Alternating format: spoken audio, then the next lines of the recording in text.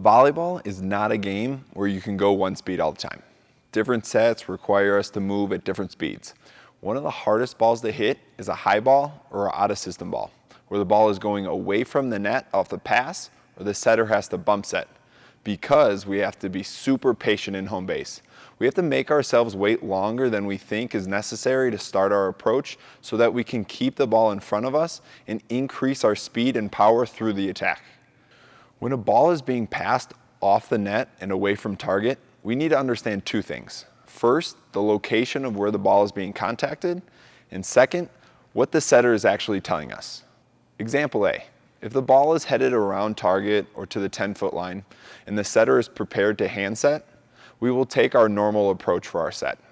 But if the setter is showing us something else, for example, falling backwards or taking it with their forearms, we should automatically switch into wait mode, because these situations will likely give us a higher or more unpredictable set, even though they are contacted in a good location. Example B, if the ball is headed for our Tetris piece, we should start to move our home base inside the court. The size of our Tetris piece gets larger with more inexperienced setters, and slightly smaller with setters that can push the ball to the pin accurately from far distances. The big takeaway here is that as the ball gets to this location, we are now playing the odds.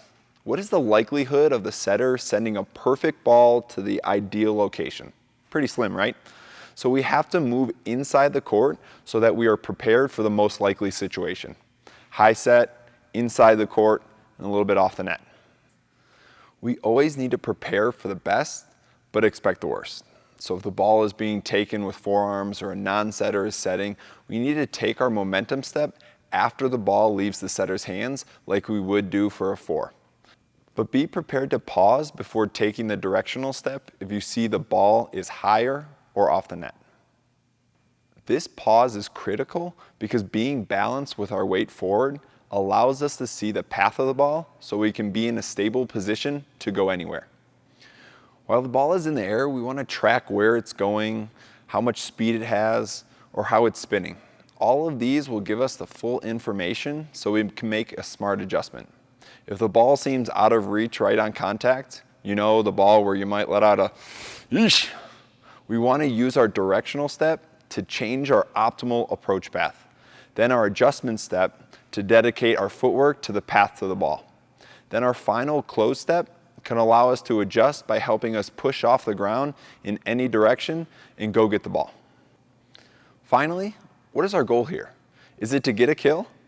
Of course we all want the kill, but know that it isn't the only goal anymore, since the probability of a kill has decreased greatly due to the situation.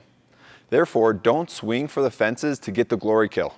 Play smart to put them out of system or make them think. So aim deep cross off the hands, or put a smart tip right over the block, or tip to the setter to get them to use a non-setter. So within and around the 10-foot line, get your home base and initiate your momentum step based on what the setter is telling you. And move towards the ball with your directional and adjustment steps to get your feet to the attack.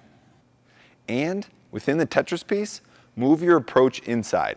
Prepare to pause on your momentum step and aim deep cross where you have the most amount of court.